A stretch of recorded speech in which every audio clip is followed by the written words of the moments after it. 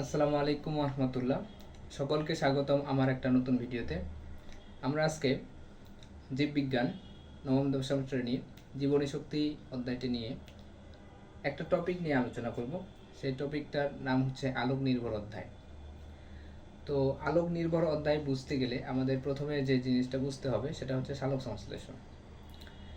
তো সালোক সংশ্লেষণ কাকে বলে আমরা সকলেই জানি। যে প্রক্রিয়া উদ্ভিদ তার খাদ্য তৈরি করে তাকে সালোক সংশ্লেষণ বলে।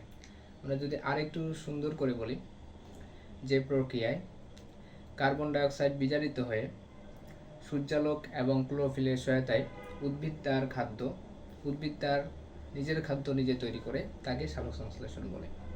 আমরা জানি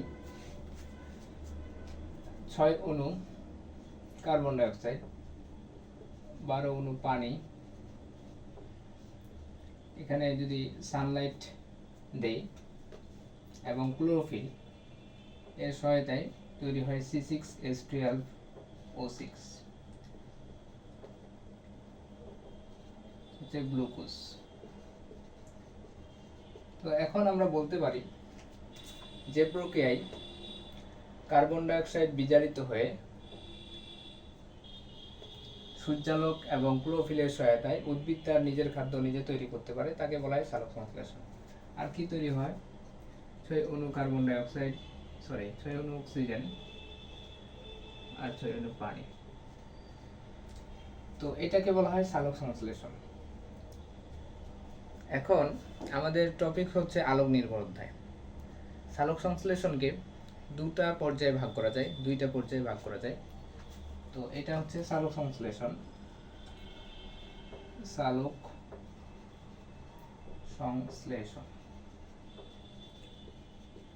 আচ্ছা, সা মানে হচ্ছে সংযুক্ত, লোক মানে হচ্ছে আলোক, আর সংশ্লেষণ মানে হচ্ছে তৈরি। তাহলে সংযুক্ত আলোর উপস্থিতিতে গ্লুকোজ জাতীয় পদার্থ যে প্রক্রিয়ায় তৈরি হয় তাকে বলা হয় সালোক সংশ্লেষণ। এখন সালোক সংশ্লেষণকে দুইটা পর্যায়ে ভাগ করা যায়। একটা হচ্ছে আলোক নির্ভর অধ্যায়, একটা হচ্ছে আলোক নির্ভর অধ্যায় পর্যায়ে বলা যায়, আর একটা হচ্ছে আলোক নিরপেক্ষ অধ্যায়।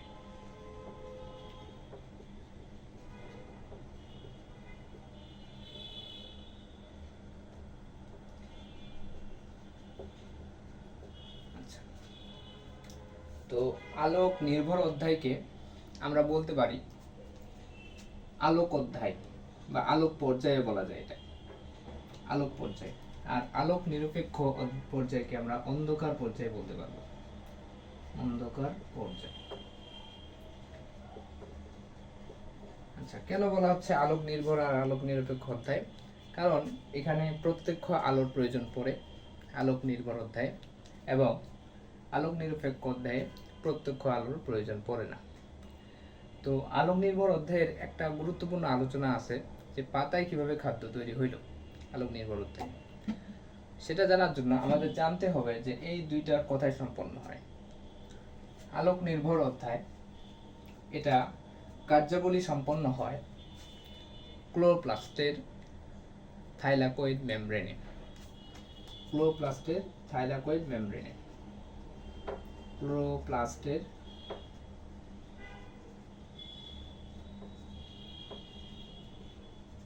থাইলাকয়েড মেমব্রেনে।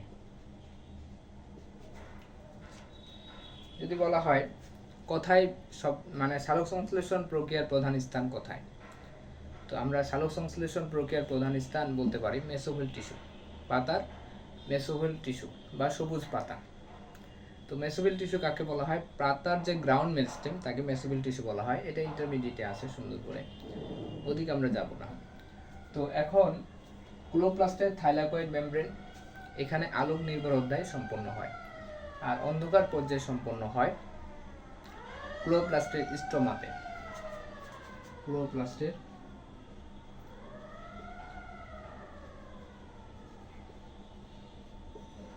স্ট্রোমাতে।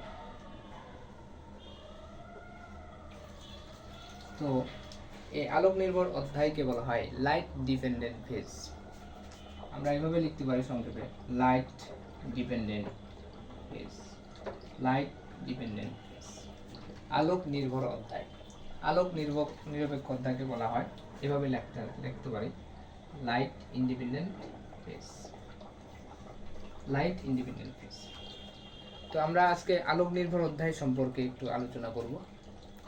তো প্রথমে যেটা আমাদের বুঝতে হবে, যেটা হচ্ছে সালোক সংশ্লেষণ প্রক্রিয়ার প্রধান স্থান হচ্ছে পাতার মেসোফিল টিস্যু। পাতা, সবুজ পাতা। কি হবে?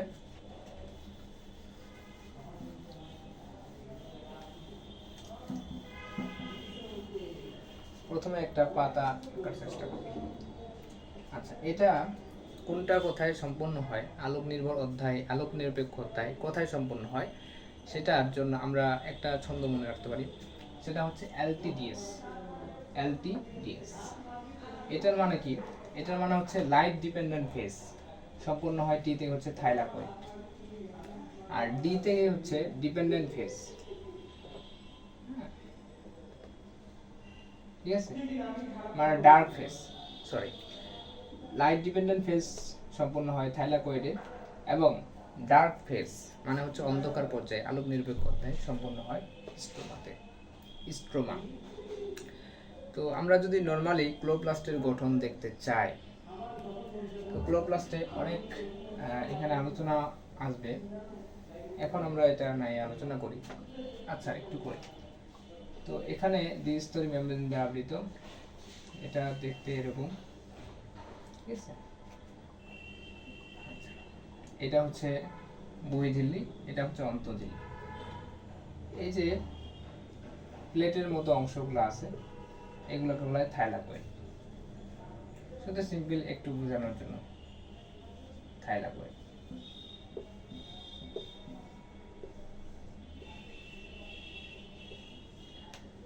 একটা প্লেট ধরি, এইটা প্লেট, এটাকে বলা হয় থাইলাকয়েড।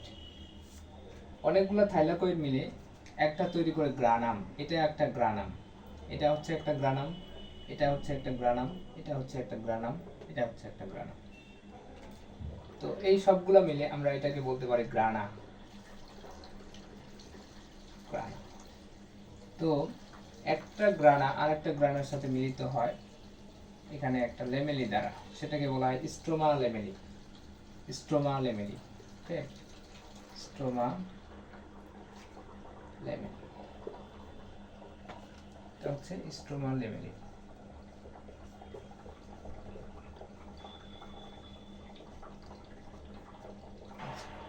এটার নাম কি? থাইলাকয়েড। একটার নাম থাইলাকয়েড। আর জেলির মতো একটা পদার্থ ধরি ম্যাট্রিক্স থাকে, এই ম্যাট্রিক্সটাকে বলা হয় স্ট্রোমা। ঠিক আছে, একটা তরল বা স্ট্রোমা বলা হয়, স্ট্রোমা বা ম্যাট্রিক্স।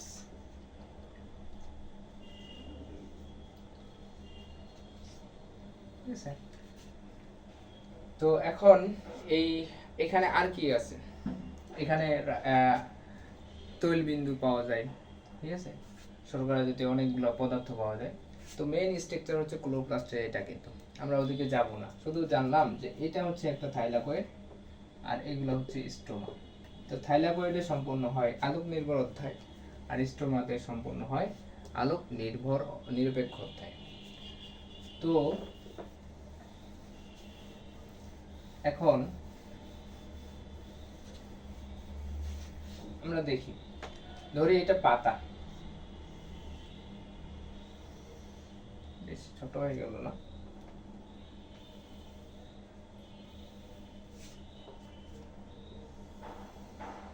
এটা পাতা। তো পাতায় খাদ্য তৈরি হয়। এখন কিভাবে হয় সেটা আমরা দেখব। প্রথমত এটা ধরি সানলাইট, সানলাইট।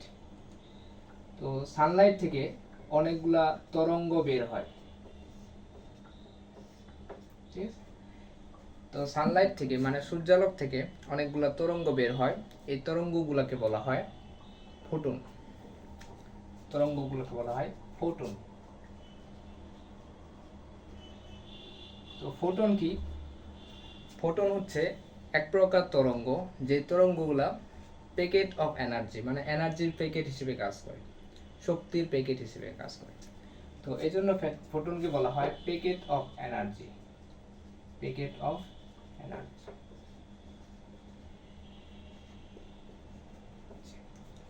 তো কি হয়, এটা হচ্ছে পাতা, ওকে, এটা হচ্ছে পাতা, এটা হচ্ছে সানলাইট। প্রথমত সানলাইট থেকে অনেকগুলো তরঙ্গ বের হয়, সেটা পাতার উপরে পড়ে, সেটা পাতার উপরে পড়ে। এই তরঙ্গগুলোকে আমরা বলতেছি ফোটন, মানে প্যাকেট অফ এনার্জি। তো পাতার উপর যদি পড়ে, পাতায় অবস্থিত পানি, এই পানিটা ভেঙে যাবে, পানি ভেঙে গিয়ে হাইড্রোজেন আয়ন, ইলেকট্রন এবং অক্সিজেন তৈরি করে।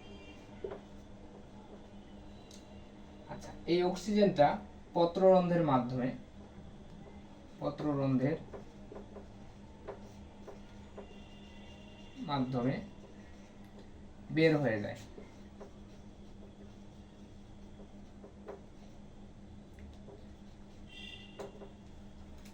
আর এই ইলেকট্রন দুইটা চক্রের মাধ্যমে সম্পন্ন হয়। একটা হচ্ছে চক্রীয় ফটোফসফোরাইলেশন, কথাগুলো ইন্টারমিডিয়েটের বইয়ে আছে, 9-10 বইয়ে এত সুন্দর করে বোঝানো, মানে সুন্দর করে দেওয়া নেই। যাই হোক, চক্রীয় ফটোফসফোরাইলেশন, ফটোফসফোরাইলেশন। আরেকটা হচ্ছে অচক্রীয় ফটোফসফোরাইলেশন। তাহলে এখানে সানলাইট পাতার উপর পড়লো, সূর্যালোক পাতার উপরে পড়ে গেল, সেখানে এই সানলাইট যে পড়লো, এখান থেকে অনেকগুলো তরঙ্গ বের হয়, সেই তরঙ্গগুলোকে বলা হয় ফোটন বা প্যাকেট অফ এনার্জি। তো ফোটন যদি পড়ে, তাহলে পাতায় অবস্থিত পানি ভেঙে গিয়ে হাইড্রোজেন, ইলেকট্রন এবং অক্সিজেন তৈরি করে, অক্সিজেনটা পত্ররন্ধ্রের মাধ্যমে বের হয়ে যায়। এখন এই ইলেকট্রন চক্রীয় এবং অচক্রীয় ফটোফসফোরাইলেশনের ইলেকট্রন বাহক দ্বারা, ইলেকট্রন বাহক দ্বারা চক্রীয় এবং অচক্রীয় ফটোফসফোরাইলেশনের ইলেকট্রন বাহক দ্বারা এটিপি তৈরি করে, এটিপি তৈরি করে। কি বললাম? বললাম যে ইলেকট্রন চক্রীয় এবং অচক্রীয় ফটোফসফোরাইলেশন এর ইলেকট্রন বাহক দ্বারা এটিপি তৈরি করে। এখন চক্রীয় ফটোফসফোরাইলেশন কি, অচক্রীয় ফটোফসফোরাইলেশন কি, এটা আমরা ইন্টারমিডিয়েটে শিখব। তার আগে আমরা জানি যে ফটোফসফোরাইলেশন কি, মানে অক্সিডেশন অফ ফসফেট, মানে হচ্ছে ফসফেট এডিশন অফ ফসফেট। কি হয়েছিল?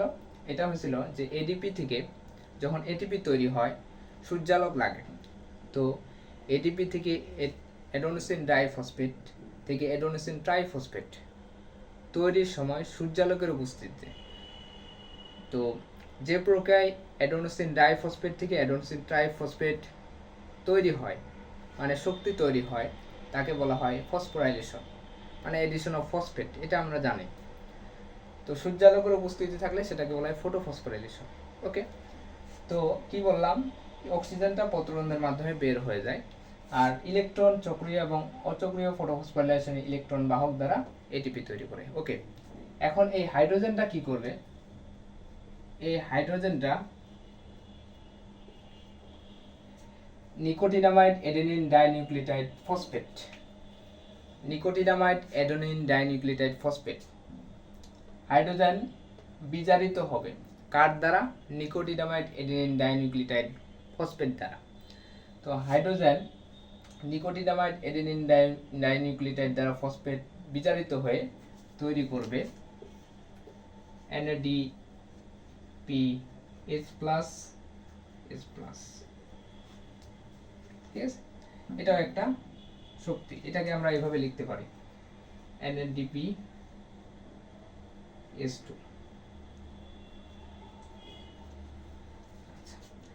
তো এটা আরেকটা জানে নেওয়া উচিত, এটাও একটা শক্তি, কারণ এক অণু NADPH2 সমান 3 অণু ATP।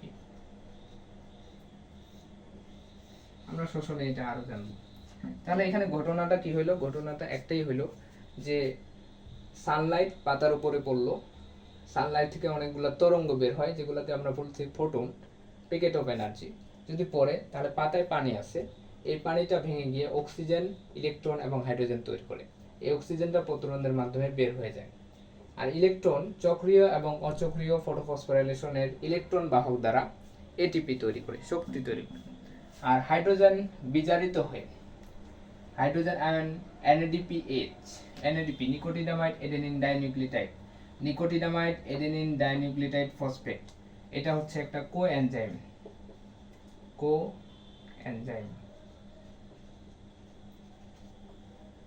তো হাইড্রোজেন NADP মানে হচ্ছে নিকোটিনামাইড এডেনিন ডাইনিউক্লিওটাইড কোএনজাইম দ্বারা বিজারিত হয়ে NADPH+H+ তৈরি করে। তো এখন এই যে NADPH+H+ এবং এটিপি, এটাকে বলা হয় এসিলেমেটরি পাওয়ার বা আত্তীকরণ শক্তি।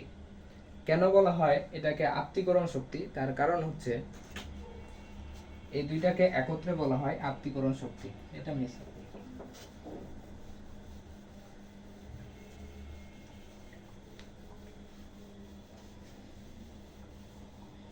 তো NADP H+ এবং ATP, এই দুইটাকে বলা হয় আত্তীকরণ শক্তি। আত্তীকরণ শক্তি বা এসিলেমেটরি পাওয়ার।